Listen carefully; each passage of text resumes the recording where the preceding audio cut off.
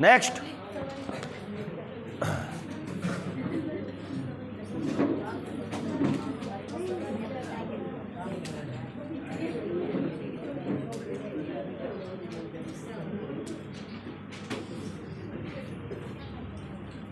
जीवों में जनन।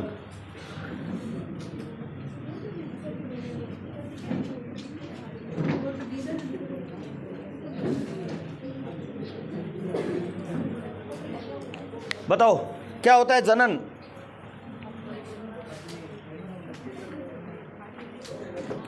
जीव या सजीव?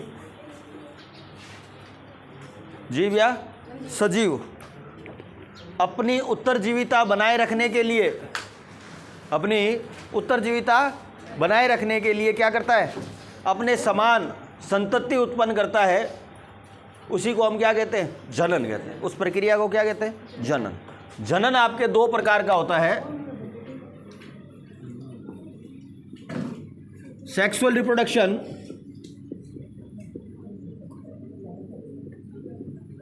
और दूसरा जो होता है वो एसेक्सुअल रिप्रोडक्शन।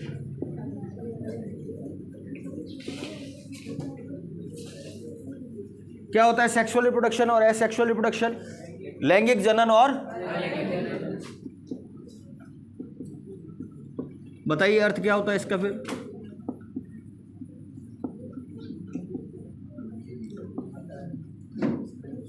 लैंगिक जनन और अलैंगिक जनन में क्या फर्क है भाई? क्या चीज होती है लैंगिक जनन और अलैंगिक जनन? भाई लैंगिक जनन में हमें मेल और फीमेल या फिर नर और मादा की आवश्यकता होती है, और जबकि अलैंगिक जनन में एक ही जीव द्वारा एक अन्य जीव की उत्पत्ति हो जाती है, जिसको हम क्या कहते हैं? अलैंगिक जनन कहते हैं। जिसको हम क्या कहते हैं? अलैंगिक जनन कहते हैं। क्लियर? अब हम सबसे पहले पढ़ेंगे अलैंगिक जनन। तो अलैंगिक जनन की कई विधियां हैं जो अपने सिलेबस में। पहले है आपके बाइनरी फिशन, यानी कि द्विखंडन। इसमें आपको इनकी डेफिनेशन, इनका डायग्राम प्लस इनके एग्जाम्पल आपको याद रखने, प्लस इनके आपको एग्जाम्पल्स आपको याद रखने जरूरी है। दूसरा जो होता है इसके अंदर मल्टीपल फिशन,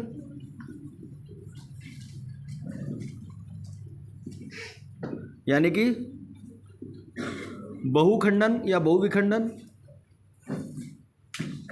तीसरा इसके अंदर आपके बडिंग, या फिर इसको कहा जाता है मुकुलन। चौथा वेजिटेटिव प्रोपेगेशन,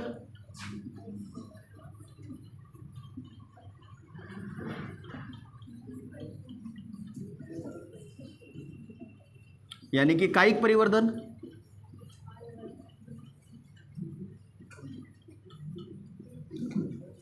फिर इसके अंदर है फ्रेगमेंटेशन,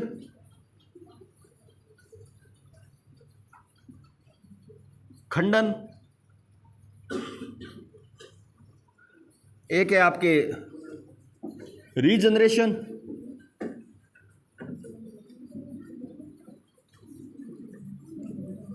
पुनरुद्भवन। खंडन इसी के अंदर नहीं आएगा, है ना?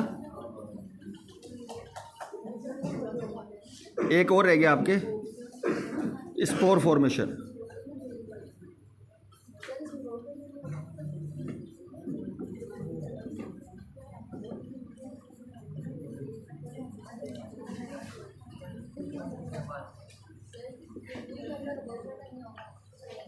क्यों? इसके तो फ्रेगमेंटेशन के तो भाग है, द्विखंडन का बहुविखंडन तो अलग है।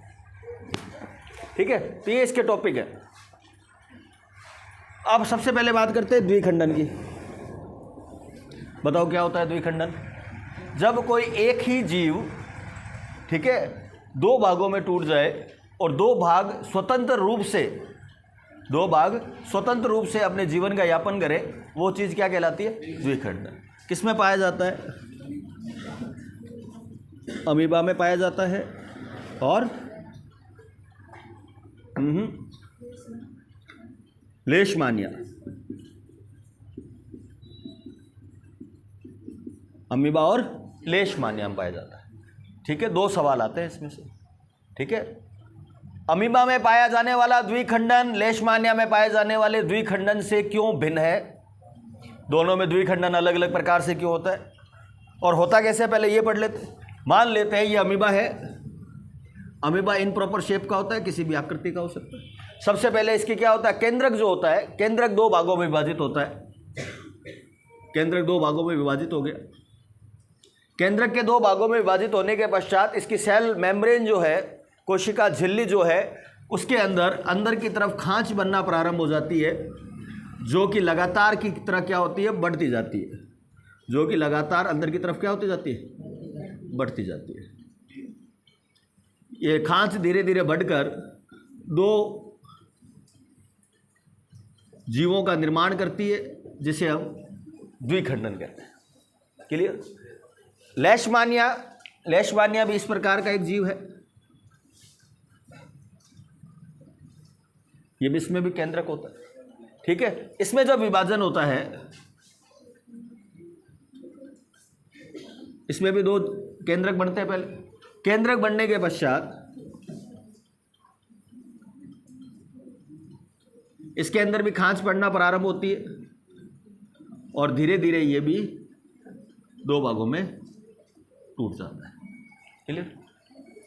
अब द्विखंडन में जो ये खांच जो बनती है वो किसी भी तल पर बन सकती है, किसी भी तल से बन सकती है, जबकि लेशमानिया में हमेशा ये इसी रूप में या इसी तल में बनती है। ठीक है, इसीलिए अमीबा में होने वाला द्विखंडन जो है वो लेशमानिया में होने वाले द्विखंडन से भिन्न है। ठीक है, पहला क्वेश्चन यहाँ। फिर आता है मल्टीपल फिशन। किसमें पाया जाता है बहुविखंडन? प्लाज्मोडियम। क्या होता है प्लाज्मोडियम? प्लाज्मोडियम क्या है भाई? क्या होता है? कहाँ नाम सुना है प्लाज्मोडियम का? क्या काम करता है ये? प्लाज्मोडियम मलेरिया रोग का उत्तरदायी है। मादा एनाफ्लीज की मच्छर की लार में पाया जाता है। ठीक है, जब मच्छर हमें मादा एनाफ्लीज मच्छर काटता है तो उसकी लार से प्लाज्मोडियम हमारे शरीर में प्रवेश करता है और हमारे शरीर में कोई भी जब जीवाणु हो चाहे वायरस हो, जब प्रवेश करता है उसका एक ही कार्य होता है। क्या कार्य होता है? उसको जनन करना, अपनी जनसंख्या बढ़ाना, अपनी पॉपुलेशन बढ़ाना। ठीक है, और प्लाज्मोडियम जो पॉपुलेशन बढ़ाता है अपनी, कहाँ? अपने शरीर के कौन से अंग में या कौन सी जगह पर बढ़ाता है भाई? कहाँ बढ़ाता है बताओ? प्लाज्मोडियम अपने शरीर में जब मलेरिया होता है तो मलेरिया रोग की खासियत क्या होती है पता है आपको? मलेरिया रोग जब होता है तो मलेरिया की सबसे बड़ी खासियत जो होती है कि मलेरिया में बुखार जो आता है, मलेरियम जो फीवर आता है वो फिक्स इंटरवल के बाद आता है, यानी कि सुबह और शाम को। अधिकांशतः जो बुखार आता है वो सुबह और शाम को आता है। तो डॉक्टर सबसे पहले यही पूछता है मलेरिया में कि आपको बुखार जब आ रहा है, आपका बुखार दिन भर रह रहा है या फिर कुछ फिक्स इंटरवल के बाद आ रहा है। फिक्स इंटरवल के बाद आता है तो उसके लिए मलेरिया की जांच कराई जाती है, कहीं इसको मलेरिया तो नहीं है। दूसरी चीज़ क्या है? ये जो वृद्धि करता है अपनी, ये करता है आरबीसी के अंदर। किसके अंदर करता है? आरबीसी के अंदर। एक आरबीसी के अंदर ये वृद्धि करता रहता है तो आरबीसी क्या हो जाती है? फट जाती है। आरबीसी क्या हो जाती है? फट जाती है। और आरबीसी फटने पर हमें क्या होता है? टेम्परेचर हमारा बढ़ जाता है, जिससे हमें बुखार का क्या होता है? एहसास होता है। ठीक है, चलो ये तो अपने सिलेबस नहीं है। अपने तो सिलेबस में क्या है? प्लाज्मोडियम है। प्लाज्मोडियम कैसे ग्रो करता है वो देखना है। तो प्लाज्मोडियम की ग्रोथ जो होती है वो किस प्रकार से होती है? मान लो ये प्लाज्मोडियम है, प्लाज्मोडियम की ये कोई सेल है, सेल के अंदर ये न्यूक्लियस है, इसका नाभिक है, सॉरी केंद्रक है, और ये केंद्रक क्या करता है? अब बार बार विभाजित होता है और बार बार विभाजित होकर क्या करता है? छोटे छोटे अलग अलग केंद्रक बना लेता है। बना लिए। ये केंद्रक बनाने के पश्चात क्या होता है? केंद्रक बनाने के पश्चात जो कोशिका द्रव्य है, ये साइटोप्लाज्म जो होता है, उस साइटोप्लाज्म अपने चारों ओर ये डेंसर कर लेता है, ये गहरा हो जाता है। इसके गहरा होने के बाद या डेंसर होने के बाद घनत्व में बढ़ने के पश्चात, ठीक है, इसके चारों ओर सेल कोशिका भित्ति डेवलप हो जाए, कोशिका मेम्ब्रेन, भित्ति नहीं, झिल्ली, कोशिका झिल्ली इसके चारों ओर डेवलप हो जाती है तथा बाहर की झिल्ली फट जाती है। और बाहर की झिल्ली फटने के पश्चात ये क्या होते हैं, एक साथ हजारों लाखों की तादाद में बाहर आते हैं। ठीक है, तो एक ही कोशिका से बहुत सारे जीवों का निर्माण हुआ, वो भी उसके टूटने से या खंडित होने से, तो इसको कहा जाए हमने बहुविखंडन। क्या कहा, बहुविखंडन। एग्जाम्पल याद रखना, किसके अंदर पाया जाता है, प्लाज्मोडियम के अंदर पाया जाता है। क्लियर है। नेक्स्ट आपके बडिंग, हटा दो इसको।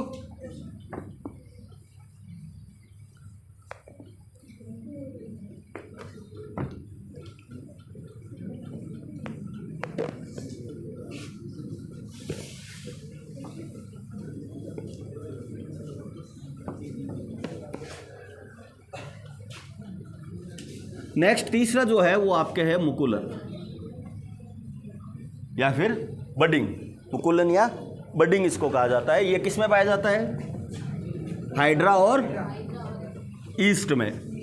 हाइड्रा और, ठीक है, पेपर में क्वेश्चन भी आया हुआ है पिछले साल या उससे पिछले साल के ऑप्शन के अंदर, निम्नलिखित में से किस में मुकुलन होता है, तो उसमें ईस्ट आंसर दिया हुआ था, तो ईस्ट में होता है। और साथ में आपको याद रखना है किसके अंदर होता है, हाइड्रा के, हाइड्रा और ईस्ट के अंदर। होता क्या है, होता क्या चीज़ है, जो हाइड्रा होता है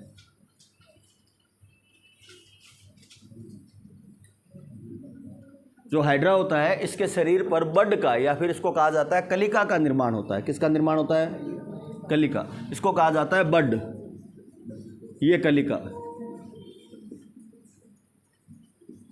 कलिका का निर्माण होता है। और ये कलिका धीरे धीरे आगे ग्रोथ करती रहती है।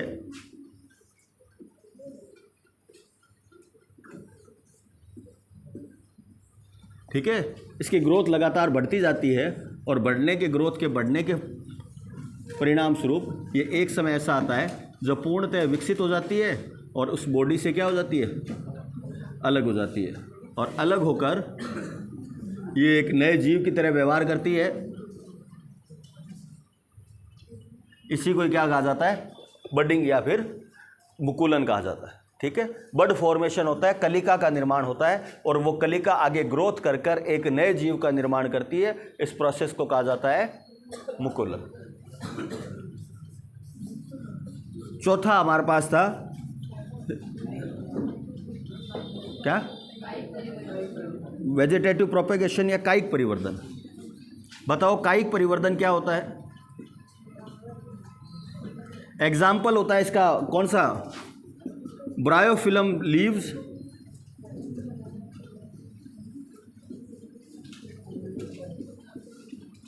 ब्रायोफिलम की पत्तियां। ब्रायोफिलम की लीव्स जो होती है वो लीव्स अनुकूल वातावरण देखकर, ठीक है, अनुकूल वातावरण देखकर उसमें क्या होनी शुरू हो जाती है, ग्रोथ होनी शुरू हो जाती है और उसकी पत्तियों के ऊपर ही एक पौधे का निर्माण हो जाता है। जैसे ये ब्रायोफिलम की कोई लीव्स है, इसी लीव्स के ऊपर एक पौधा और विकसित होना शुरू हो जाता है। ठीक है, जब ये अनुकूल वातावरण या एनवायरनमेंट इसके लिए सही होता है, तो सही होने के बाद ये पत्ती जब भी नीचे गिरती है तो ये जो इसका जो यहाँ पे ब्रायोफिलम की लीव्स पर जो विकसित हुआ है वो आगे जाकर एक पूर्ण या संपूर्ण पौधे का निर्माण करता है। इसी को कहा जाता है कायिक परिवर्धन, यानी कि पौधे का एक कायिक भाग जो आगे जाकर पूर्णतः पौधे में विकसित हो गया, उसको हम क्या कहते हैं, कायिक परिवर्धन। ब्रायोफिलम की लीव्स हो सकती है, आपके रोजेज या गुलाब जो होते हैं उनका तना ये हो सकता है। गुलाब के कोई बीज थोड़ा ना आते हैं, आते हैं क्या, गुलाब के बीज नहीं आते। ठीक है, ये एक खासियत होती है एसेक्सुअल रिप्रोडक्शन में, क्या नहीं पाए जाते, बीज नहीं पाए जाते इनके। तो इनका जो शरीर का जो हिस्सा होता है, इसी हिस्से से नए शरीर, नए बॉडी का या नए फूल का निर्माण होता है। ठीक है, ब्रायोफिलम की लीव्स हो गई।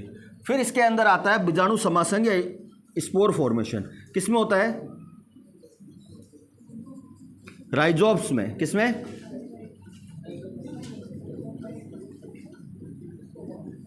ठीक है, राइजोप्स पौधा जो होता है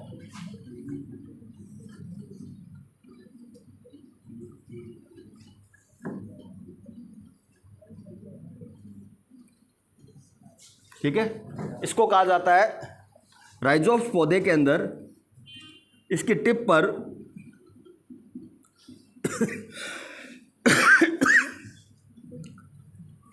बहुत ज़्यादा क्या हो जाते हैं, बीजाणुओं का निर्माण होता है। ठीक है, इसको बीजाणु धानी कहा जाता है, इंग्लिश में शायद इसको स्पोर शेक कहते हैं। ठीक है, स्पोर शेक के अंदर बहुत ज़्यादा बीजाणुओं का निर्माण हो जाता है और बीजाणुओं का निर्माण समय के अनुकूल आने पर यह बीजाणु धानी या स्पोर शेक जो होता है फट जाता है और फटने के परिणाम स्वरूप ये जो बीजाणु होते हैं ये बाहर आ जाते हैं और बाहर आकर ये स्वतंत्र कहीं भी इसको अनुकूल परिस्थितियाँ मिलेगी जहाँ जाकर ये नए पौधे का क्या कर देते हैं, निर्माण कर देते हैं। तो इसको कहा जाता है बीजाणु समासन। उसके बाद आता है रीजनरेशन या फ्रेगमेंटेशन, जो आपके पाया जाता है किसके अंदर, प्लेन एरिया के अंदर। क्या कहा, क्या किसके अंदर पाया जाता है, प्लेन एरिया। प्लेन एरिया एक जीव है जिसके अगर अपन चाकू की धार के नीचे रखें और उसके कितने भी चाहे टुकड़े कर दें तो वो प्रत्येक टुकड़ा जो होता है वो धीरे धीरे समय के साथ ग्रोथ कर कर एक नए जीव का निर्माण कर लेता है। उसी को हम कहते हैं पुनरुद्भवन। जिस अंग को हमने काट दिया था वही अंग, वही टुकड़ा वापस एक नए जीव का निर्माण कर ले, वो क्या कहलाता है, पुनरुद्भवन, या फिर उसको कहते हैं रीजनरेशन। ठीक है, जो इसकी थोड़ी बहुत मात्रा किसमें पाई जाती है, छिपकली की पूंछ में उसकी हल्की सी मात्रा पाई जाती है। छिपकली की पूंछ अगर काट दी जाती है तो छिपकली अपनी पूंछ को दोबारा विकसित करने की कैपेबिलिटी रखती है। अच्छा, और इसमें कोई और टॉपिक, यही इतना ही है, सही है। फिर आता है पुष्पी पादपों में लैंगिक जनन, और इसका डायग्राम इज वेरी इंपॉर्टेंट। आपको पता होना चाहिए कि पुष्पी पौधों में लैंगिक जनन क्या होता है। और डायग्राम चाहे आप कैसा भी बनाएं, डायग्राम सुंदर हो वो तो बहुत है ज़रूरी वैसे तो, बाकी आपके हाथ से नहीं बन रहा है डायग्राम तो नाम आपके प्रॉपर होने ज़रूरी है। ठीक है, जो इसका नामांकन है, लेबल जो है वो आप प्रॉपर रूप से करें।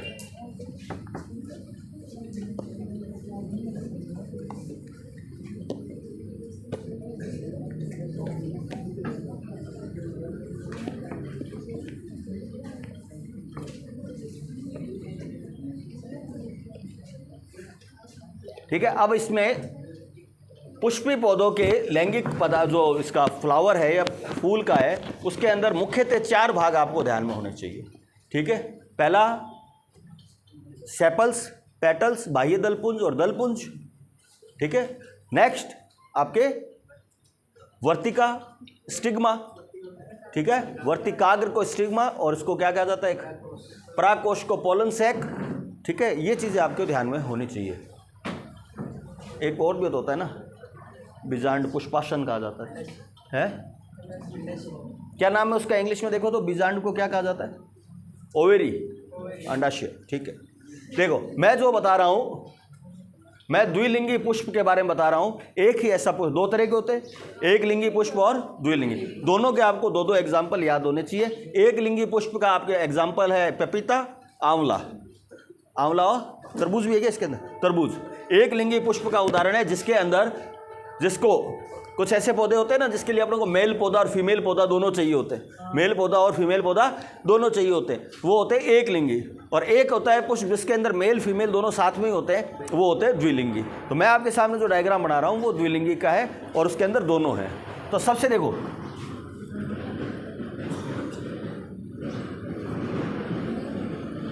ठीक है, सबसे पहले पुष्प को धारण करने वाला, पुष्प को धारण करने वाला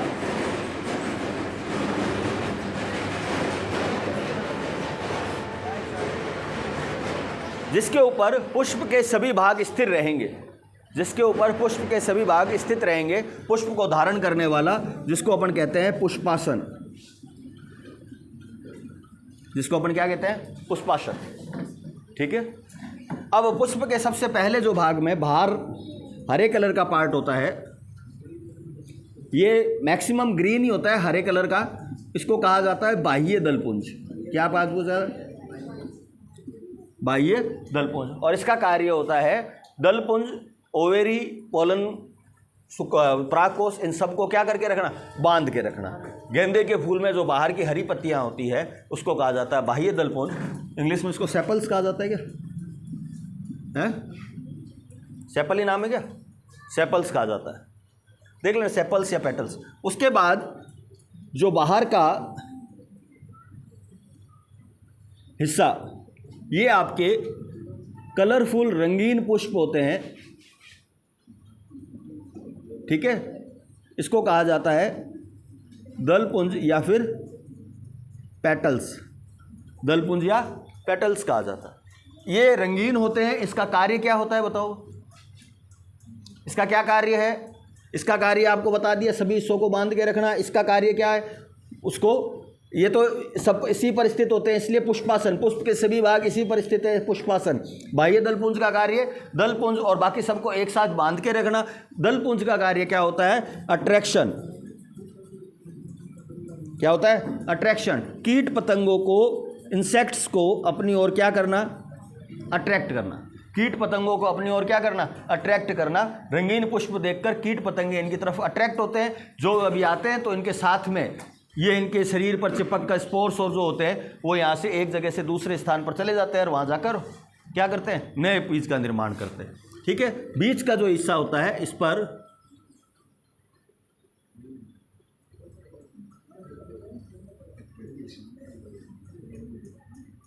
ठीक है, इसको कहा जाता है ओवेरी, अंडाशय। ठीक है, इसके अंदर ओवा या ओवम रहते हैं। क्लियर? इसको कहा जाता है स्टिग्मा या वर्तिकाग्र। इसका अग्र हिस्सा जो होता है वो कैसा होता है? चिपचिपा होता है। कैसा होता है? चिपचिपा, कि जिससे आने वाले पराग कण को ये क्या कर सके? अपने साथ में चिपका सके। ठीक है, इसी के साथ में निकले हुए रहते हैं परागकोश। इनको कहा जाता है पोलन सैक और इसके अंदर रहते हैं पोलन ग्रेन। ठीक है, परागकोश, आवाज नहीं भाई, और इनको कहा जाता है पराग कण। ठीक है, पराग कण जो होते हैं वो पुष्प के मेल या नर भाग होते हैं और ये जो होता है वो फीमेल। ठीक है, अब आगे क्या प्रोसेस होता है ये आप इस टाइप से भी बना दोगे तो भी सही है, इसमें नाम आपके सही रहने चाहिए। ठीक है ना, वो कलरफुल आपके गुड़हल का जो पेपर में बना हुआ है आपके बुक में वैसा बनाओ, कोई आवश्यक नहीं है। अब होता क्या है? परागगण होता है, इसको कहा जाता है पोलिनेशन। ठीक है,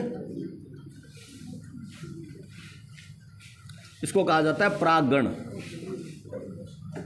क्या कहा जाता है? परागण। परागण क्या होता है कि पुष्प के मेल और फीमेल फर्टिलाइजेशन को या मिलने को क्या कहा जाता है? परागण कहा जाता है। इन दोनों के मिलने के तरीके को दो प्रकार का होता है, एक तो स्वयं परागण होता है और एक क्या होता है? पर परागण, सेल्फ पॉलिनेशन। और इसको क्या कहते हैं?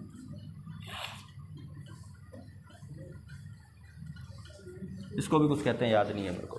सेल्फ पॉलिनेशन, स्वयं परागण और पर परागण। स्वयं परागण का मतलब होता है एक ही फूल का मेल और फीमेल पार्ट, एक ही फूल पर अगर दोनों मिल जाए उसको कहा जाता है सेल्फ पॉलिनेशन। पर परागण होता है जल, वायु या कीट पतंगों के द्वारा एक मेल पार्ट दूसरे मेल पार्ट पर, फीमेल पार्ट पर जाकर, वहाँ जाकर अगर ये कुछ हो रहा है, वहाँ पे जाकर फर्टिलाइजेशन हो रहा है तो उसको क्या कहेंगे?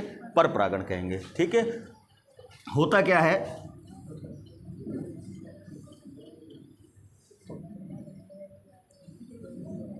पराग कोश में पोलन सेक में पोलन ग्रेन एकदम विकसित होने के बाद ये पोलन सेक फट जाता है। फटने के बाद पराग कण बाहर आते हैं। क्या बाहर आते हैं? पराग कण। ये पराग कण क्या होते हैं? वर्तिका का ऊपर जो हिस्सा होता है वो क्या होता है? चिपचिपा होता है। चिपचिपा होने की वजह से पराग कण उसके ऊपर चिपक जाते हैं। चिपकने के परिणाम स्वरूप ये पराग कण क्या करते हैं? अंदर की ओर ग्रोथ शुरू कर देते हैं। क्या शुरू कर देते हैं? अंदर की ओर ग्रोथ। जो इसके अंदर